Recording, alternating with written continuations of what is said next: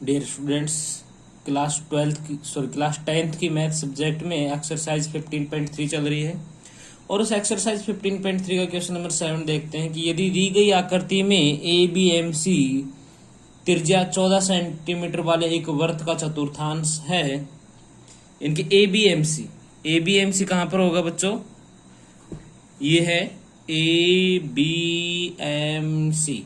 इनकी ये जो आकृति है इस प्रकार से ये घूमती हुई आकृति, ये क्या है? एक वृत्त का चतुर्थांश। तथा बीसी, इस बीसी को व्यास मानकर ये एक अर्धवृत्त बना रखा है। तो छायांकित भाग का क्षेत्रफल ज्ञात कीजिए। तो बच्चों आपको दो त्रिज्याओं की जरूरत पड़ेगी, एक तो वृत्त के तिर्यखंड की क्षेत्रफल तिर्यखंड की त्रिज्या और एक इस अर्धवृत्त की त्रिज्या। तो यहाँ पर आपका 14 सेंटीमीटर वाले त्रिज्या वाले वृत्त है, इनकी ये 14 सेंटीमीटर है, ये वृत्त की त्रिज्या ही होगी क्योंकि ये त्रिज्यखंड तो है। अगर मैं इसको पूरा इस प्रकार से घुमा दूंगा तो ये वृत्त बन जाएगा जिसकी 14 सेंटीमीटर त्रिज्या होगी। तो इसका सॉल्यूशन में देखें,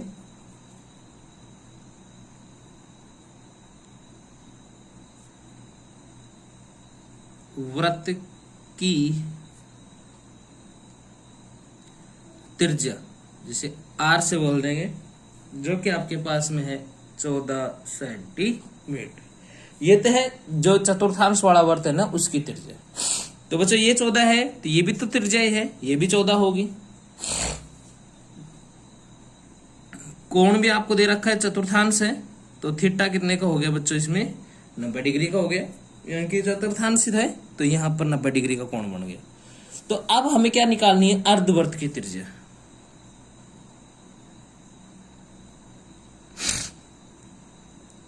अर्धवृत्त की त्रिज्या हमें निकालनी पड़ेगी। और अर्धवृत्त की त्रिज्या कैसे निकालोगे बच्चों? पहले ये निकाल लेते हैं। त्रिभुज ए बी सी में क्या होता है? कर्ण स्क्वायर बराबर आधार स्क्वायर प्लस लंब स्क्वायर। तो कर्ण क्या रहेगा?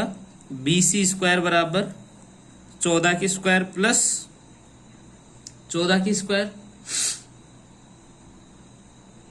तो बी सी बराबर अंडर रूट 14 की स्क्वायर प्लस 14 की स्क्वायर। तो बी सी बराबर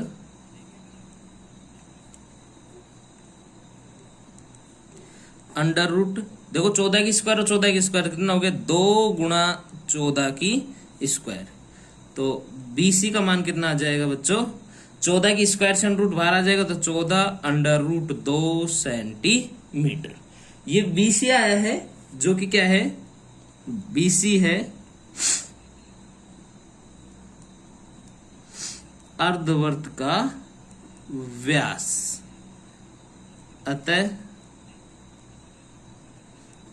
त्रिज्या कितनी हो जाएगी बच्चों? जैसे कैपिटल आर से बोल दूं मैं, तो त्रिज्या हो जाएगी 14 अंडर रूट 2 बटे में 2, तो 7 अंडर रूट 2 सेंटीमीटर। ओके, ये आ गया अपने अर्धवृत्त की त्रिज्या। अब देखिए हम छायांकित भाग का क्षेत्रफल निकालेंगे। छायांकित भाग का क्षेत्रफल किसके बराबर होगा बेटा? ये छायांकित भाग आप ऐसा कीजिए, आप पूरे अर्धवृत्त का निकाल लो, यहां से लेकर यहां तक अर्धवृत्त है, अर्धवृत्त का क्षेत्रफल निकाल लो, उसमें से इसको घटाते। और ये क्या है बच्चों?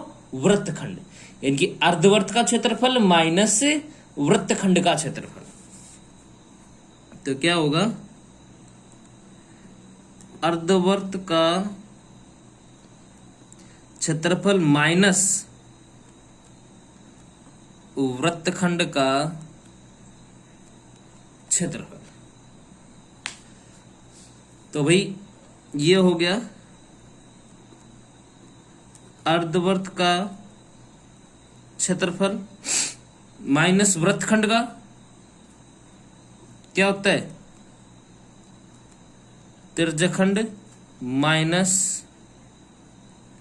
त्रिभुज का क्षेत्रफल। अर्धवृत्त का हो जाएगा पाई, और अर्धवृत्त की त्रिज्या कितनी ले ली मैंने? कैपिटल आर, तो आर स्क्वायर माइनस त्रिज्यखंड का पाई आर स्क्वायर थीटा बटे 360 minus 1/2 R square sine theta. तो पाई का मान 22/7 गुणा त्रिज्या 7√2 गुणा 7√2 माइनस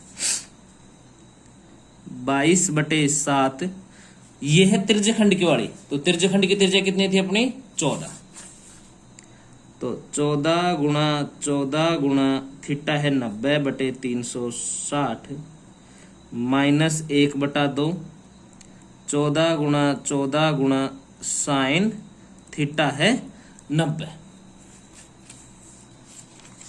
ओके, देखिए बच्चों, अब इसको सोल्व करते हैं। तो 22/7 से मैं इसका 7 काट देता हूं, तो यहां कितना बचा 22 और गुणा में 7, 22×7 154, और √2 को √2 से जब आप गुणा करोगे तो आपका आ जाएगा, सॉरी अर्धवर्त है ना, तो अर्धवर्त के लिए 1/2, तो गुणा में 1/2, तो बटे गुणा √2 को √2 से करेंगे 2 और बटे में 2 माइनस, यहां से काटेंगे 90 एकम 90, 90 चौक 7 एकम 7, 7 दूनी 14, 2 एकम 2, 2 दूनी 4, 2 एकम 2, तो ये 7, तो 22×7 154 माइनस 2 एकम 2, 2×7 14, तो 14×7 98, और साइन 90 का मान कितना होता है बच्चों 1 होता है। तो यहां से 2 से 2 कट जाएगा, आ जाएगा 154 माइनस 154, और ये हो जाएगा प्लस का 98, 154 से 154 भी कट जाएगा, तो आ जाएगा 98 सेंटीमीटर स्क्वायर आंसर। ये क्या हो जाएगा आपकी छायांकित भाग का क्षेत्रफल। ये क्या आया, छायांकित भाग का